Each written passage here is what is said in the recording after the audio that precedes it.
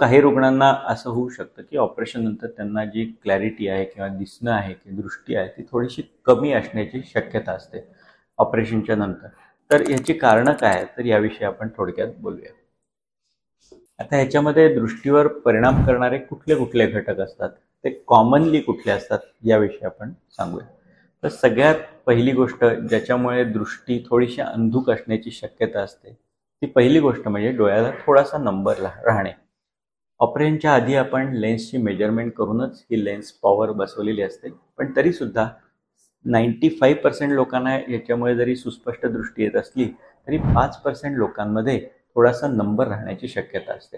अशावेळी जर आपण डोळ्याचा नंबर चेक केला तर त्याच्यामुळे ही दृष्टी नॉर्मल किंवा इम्प्रूव्ह होण्याची चान्सेस चांगले असतात. तर अशावेळी आम्ही अशा रुग्णांना चष्म्याचा वापर करायला सांगतो, ज्याच्यामुळे त्यांची दृष्टी योग्य आणि चांगली होते. दुसरा एक कारण असू शकतं ज्याच्यामध्ये आम्ही पाहतो की पडद्याला काही सूज वगैरे आलेली आहे का. हे कारण साधारणतः हजारामध्ये 1 किंवा 2 रुग्णांना असू शकतं, ज्याच्यामध्ये पडद्याला हलकीशी सूज मोतीबिंदूच्या ऑपरेशननंतर येऊ शकते.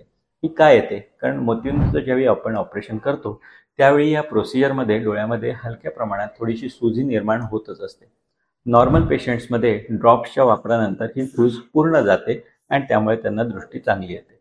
परंतु काही रुग्णांना हिलिंग प्रोसेस, डोळ्याची जी सूज कमी करण्याची प्रोसेस, नॅचरल प्रोसेस असते, ती जर थोडीशी स्लो असेल तर त्यामुळे ही हलकीशी सूज राहण्याची शक्यता असते.